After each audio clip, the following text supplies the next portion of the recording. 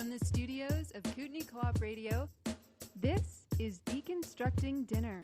I'm John Steinman, and today's broadcast is an exciting one because this broadcast will share with you a project that seems to provide a level of hope for those sharing these concerns. And today's broadcast, titled Growing Hope, will look into a recently launched magazine titled Just That. The Canadian Agricultural Policy Framework is up for renewal in 2008. The Growing Hope magazine acts as a special food system issue that has been published by the Centre for Community Enterprises, and that one is titled Making Waves. Leading off the Growing Hope magazine is the following statement, that in the last 50 years, Canada's food system has come to be all about efficiency, quantity, and economy, not health, employment, environment, and self-reliance. Now, two of the publication's authors are Frank Moreland and Sandra Mark of Edible Strategies, located in Fanny Bay, British Columbia. Both Frank and Sandra appeared on the inaugural broadcast of Deconstructing Dinner back on January 5th, 2006, when they helped answer the question, why deconstruct dinner? And I spoke with Sandra and Frank over the phone and didn't waste any time to ask them. Why Growing Hope? The short answer is for inspiration. In the last few years, we've found an analysis of all the failures of the dominant centralized industrial food system. It's all around us in various reports. Deconstructing Dinner has shows also about how food is being drugged, about GMOs, about hunger and malnutrition in Canada, and about the crisis in farm income. Deconstructing Dinner also has inspirational shows with community responses to food system issues. So early on, we decided, while planning the Growing Hope initiative, that we would have a minimal situational analysis, and we wanted to focus on inspirational case studies, best practices, and opportunities for us in the food system in Canada. The title Growing Hope came from two sources of situational analysis that have combined with solutions that communities are coming up with. The first one is the Growing Green project. It's a set of policy recommendations for sustainable food systems in 2004. It was put together by the West Coast Environmental Law Association, the H.Y. Louis Institute for Global Issues, and Farm Folk City Folk.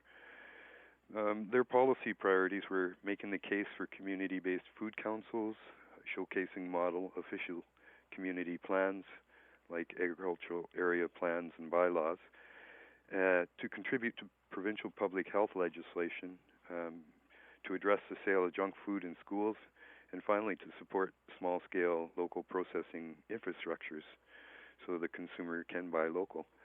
The second situational analysis that contributed to Growing Hope initiative is Francis Moore Lapé's Hope's Edge, the next diet for a small planet.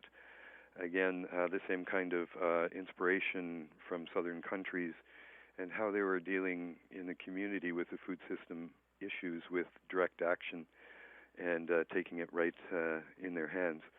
So the Growing Green and the Hope's Edge were combined to come together for the Growing Hope title.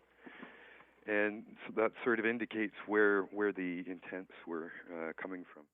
Both Frank Moreland and Sandra Mark authored the first article in the publication, and that article was titled, Why Food, Why Now? In that article, they highlight some of the many community efforts that take place across Canada that respond to food-related concerns. And as Sandra Mark indicates, both rural and urban communities deal with both similar and different food issues. Well, I think actually rural and urban both have pieces of the knowledge at the community level. At the community level, you see when farmers go out of business and sell their farm to somebody who's going to build a big monster estate. And you see in rural and urban, you see hungry people. You see that, there isn't enough food being grown because I went to the farmer's market on Saturday. I really wanted to buy onions, and there was only one person who had onions, and they were very small and not the sort I really would prefer. And I thought, this is bizarre. There's not very many onions here. So we all, at the community level, are seeing things go on that we, become quite concerned about. In the urban area, of course, the hunger and malnutrition issues are becoming very, very obvious. So I think that's why there's been such a groundswell of community responses, people trying to do something about the very direct and in-your-face problems that they see. And there's a tremendous amount of effort going on across the country to respond to hunger, malnutrition, food insecurity for people who are particularly of low income, and also beginning to understand that there's something going on in the farming community that we need to get our mind around. I think what's happened is there's become a confusion between the failure of the welfare system to provide support to people to maintain, basic levels of food and nutrition and housing. And I mean, it's really quite a blot on our copybook in Canada that we allow this level of pain and anguish to be in for women and children and elders and so on, that we don't seem to care about them. So nutritionists and social workers and community workers that have seen what's going on with the vulnerable people have really moved forward this issue, the concept of food security. But when you sit down and look at what's really going on, we're all food insecure. So we really need to set the problem with vulnerable populations into a broader framework so that we can understand why what's happening is going on, and that we take the issue of the failure of the welfare system to the people who can maybe get their mind around doing something about that. And then the bigger failure in what's going on in our food system, we can start dealing with that in a different sort of a way.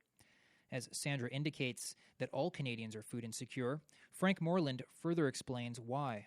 In the magazine, we're trying to let mainstream eaters in Canada know that there is a farm income crisis with the farmers. There's also the demographics that if we can't find agricultural labor, then the alternative is mechanization, industrial economies of scale, and life sciences. And the other thing that we need to be concerned with is the power of Walmart being able to lower USDA organic standards, and how Canada can maintain organic standards that have a social return and an environmental return that the USD standards don't seem to anymore. And then why are we all insecure? That's when we get to the big questions. Where is the water going to come from for growing our food when we have a clean air bill and the tar sands in Alberta will be claiming all the water that they need for that? There's the big questions about peak oil and running out with oil. It's just not going to be the marginalized people that will be food insecure. It will be everybody that will be eating. The big questions about GMOs and the precautionary principle and what will be the long-term outcomes of us consuming GMOs, and the avian flu that can create a pandemic and isolate communities through quarantines for months at a time. These are all stressors in our industrialized food system, the one that's dominant right now, that is making every eater in Canada food insecure.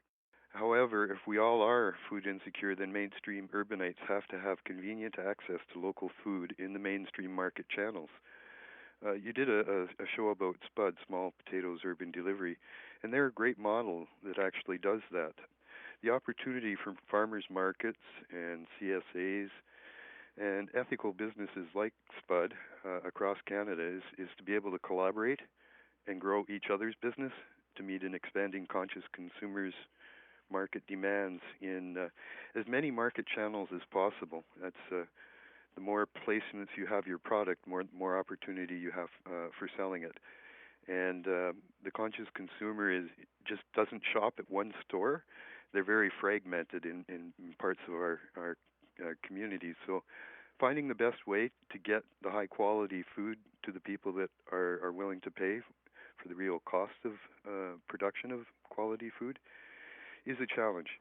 So there's not so many drawbacks with the farmers markets. We really want to encourage more and more use of it, and how we can get together and organize more community-supported agriculture programs in all the communities. Here in Canada, for one, we face a demographic and labor problem that both Frank and Sandra write about in the Growing Hope magazine. There's two pieces to it. The first thing is that the people who are now farming, the median age of people now farming is somewhere in the early 60s. Their children have watched their parents work their guts out and struggle so hard to try and make ends meet that they're saying to themselves, why would I want to do this? So there's a a real issue in succession, real problems in succession in terms of passing over capital, and lots of people in the farm management world are trying to work on that one because there are laws and regulations that are problematic there. The big problematic is that farming is not economic and has become less and less economic over the last while and is not looking like it's going to brighten up very much.